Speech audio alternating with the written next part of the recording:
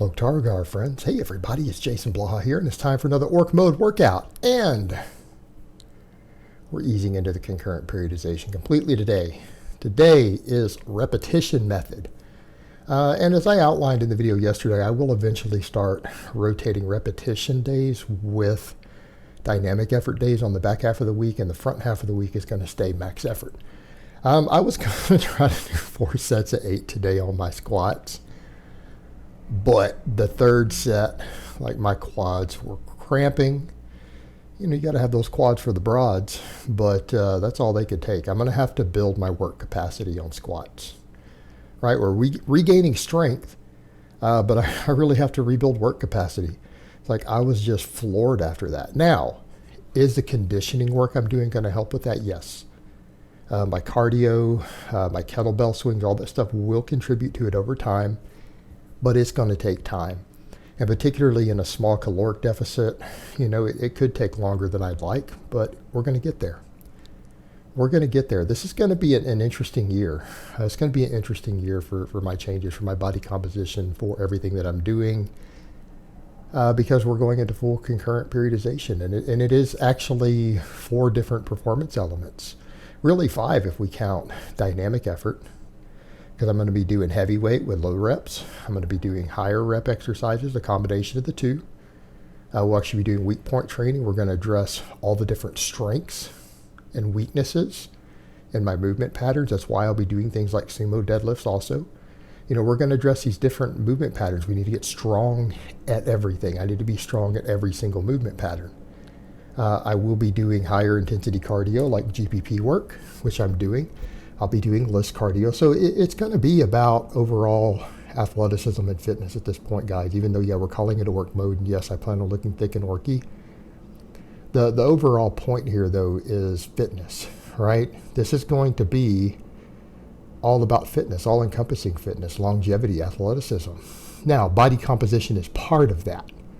And that's what people need to remember with all of this. Body composition is part of fitness and health.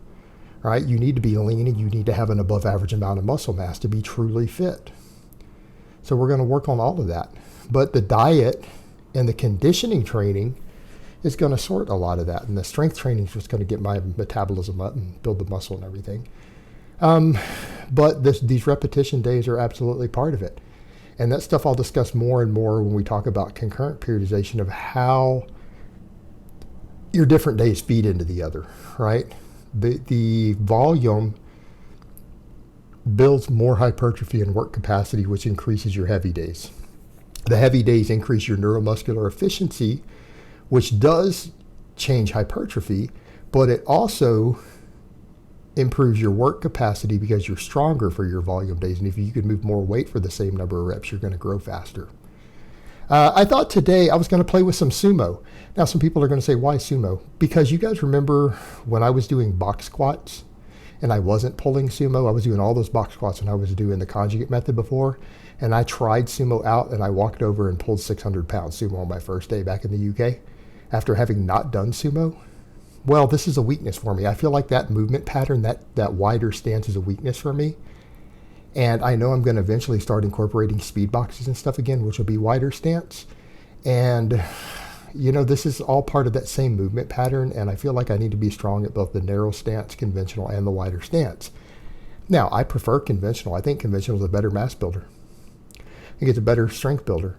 But sumo is allowed in competition. And I know when I played with sumo, I was slightly stronger on sumo than conventional. Doesn't mean that's what I'm going to use. I'll probably train both. And I just feel like I need to start doing it, and it's a good way to work on my hook grip.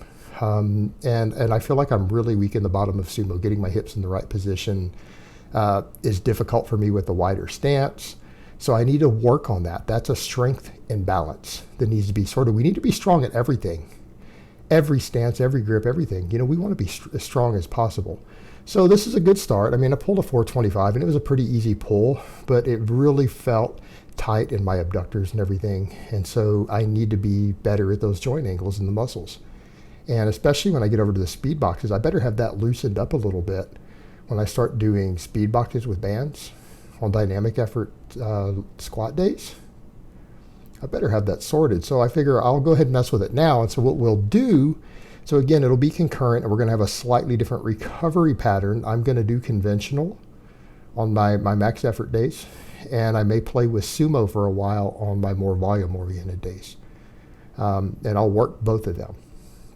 You know, just like you guys see me doing both the floor press and the bench press, right? You see me doing both the back squat and the safety bar squat, right? There's no reason we can't incorporate these other movements, even if our main focus is on our conventional lifts. And these are close enough to conventional lifts that they're not really far-fetched. These aren't really what you would think of as bizarre lifts. Safety bar squats are a mainstay. Extreme carryover. They have extreme carryover to your back squat. Floor press, particularly for guys with bigger rib cages like me, has extreme carryover to your bench. Sumo deadlift carries over to your conventional. So we're still getting a lot of carryover. We're getting a lot of carryover with these movement patterns, and that's what we want. But we're working minor variations into different days. We're working these variations into all the different days. And that's what we need to do. Now, my posterior chain doesn't get worked quite as heavy on my max effort days, does it? So we're going to keep good mornings in for volume work. They're going to be an essential part of my volume days. Good mornings are going to be a mainstay here because I know personally they carry over to my squat and deadlift tremendously in the past, or at least help me build the stabilizers I need for it. Like my squat improves because I build better dynamic stabilizers and better thoracic erectors and everything for me that seems to carry over to my squat as far as stability. It doesn't necessarily give me the leg strength itself, but it does address muscle imbalances. But it does seem to carry over to my deadlift. I get a direct carryover to my deadlift. So they're here to stay. They're going to put meat on my thoracic erectors, my glutes, my hammies, all that stuff. Again, those orky muscles, right? It's all part of the orc mode, baby. We need to be as thick as possible. And that's what these are going to do for us. And they're going to have good carryover to the deadlift, and they create better stability on the squat. Then we finish up with the cheat curls. You know, everything I just did 3 sets today. A lot of people are going to be like, why don't you do 3? Because I was winded today. I didn't get enough sleep last night. I've been sleeping a lot lately. My dog had a fit last night. He woke me up a couple times in the night. I ended up getting up at just 4 a.m. and not going back to bed. So unfortunately, that was how I was woken up on Valentine's morning. So I just felt like I stopped at 3 sets of everything. And I've got to build work capacity on some of that, like the squats and everything. But it'll be fine. Over time, we'll build the work capacity. We'll get there. But on these, I managed to do a slight weight increase. So it doesn't matter so much that we cut a set because I bumped weight. And then I managed to squeeze out the 2 extra reps on the final set. So that's good. That's what we want. That means I'll be able to probably maybe increase weight again on this a little bit next week. We'll start micro-loading it up. That's what we want. We want to get stronger on these cheat curls, right? They're going to be a mainstay, and we have to do the cheat curls because I can't do as much rowing and pull-ups and stuff like that as I'd like because of all this other back work I'm doing, especially if I'm on a deadlift twice a week, do all the good mornings. My lats are going to be fatigued. I can only get away with so much of that stuff. So we need these cheat curls.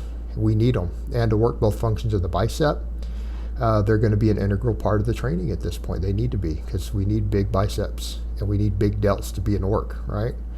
You want to have that orc thickness, biceps and delts have to be there, particularly as I get leaner. I think they're going to really stand out, and that's what people are noticing now, you know, seeing the veins and everything come out when I'm doing these. And like I said in the last training clip, a lot of people didn't realize till they saw me in that interview outside, the fisheye lens here does make me look a little fatter.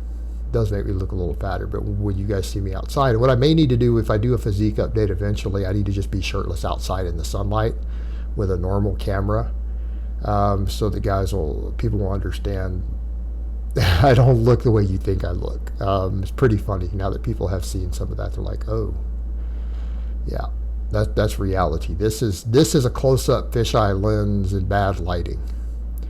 And, you know, we're going to keep cutting anyway, so I'm going to get down to probably 10-11% body fat by the end of the year. That's the goal.